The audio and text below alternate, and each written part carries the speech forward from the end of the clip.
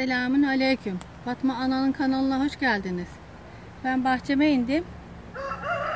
Fasulye toplayacağım, taze fasulye. Onu göstermek istedim size. Şu güzelliğe bak. Bunlar yağlı fasulye. Bunun yemeği olur. Turşusu olur. Kızartması olur.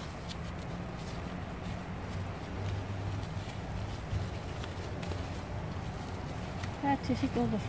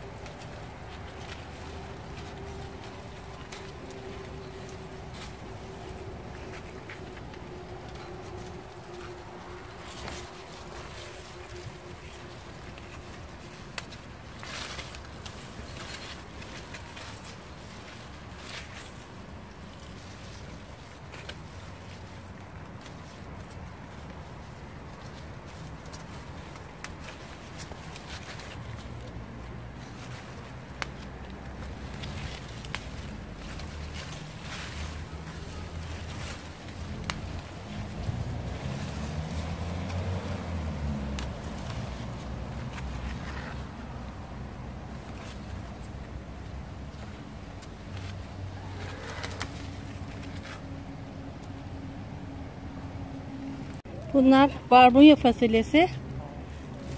Hem tazesi yeniyor bunun, hem de tanesi yeniliyor. Bunları toplamak istemiyorum. Bunlar böyle kestane gibi oluyor. Mis gibi oluyor. Şu güzelliğe bak. Allah'ım neler veriyorsun bize ya Rabbim. Bunların güzelliğine bakın. Uzun uzun.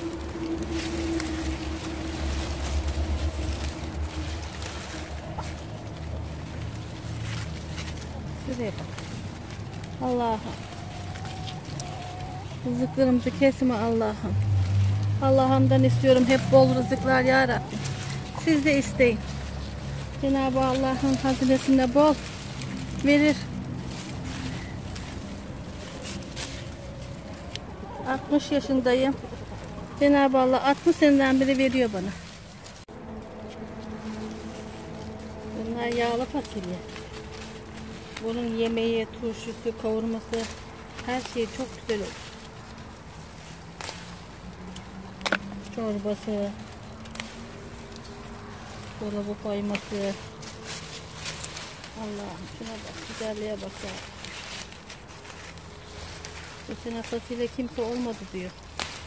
Çok şükür benimkiler oldu.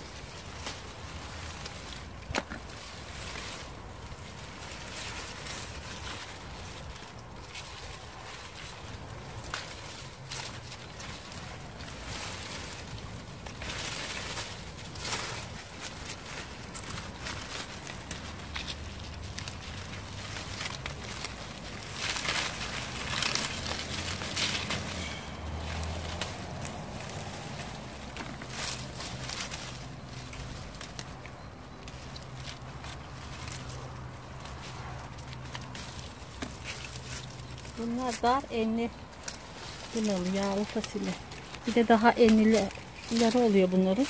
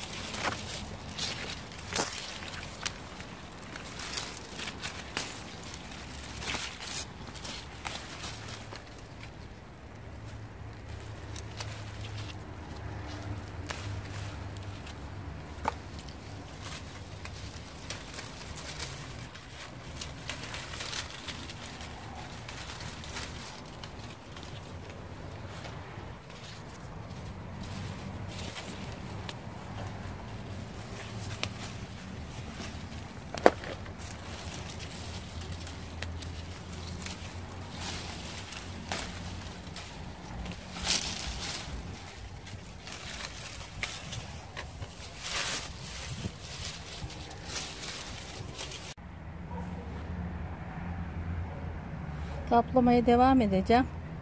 Beni izlemeye devam edin. Abone olmayı unutmayın. Desteklerinizi, yorumlarınızı bırakmayı unutmayın. Allah'a emanet olun. Hoşça kalın. Allah'a ısmarladık.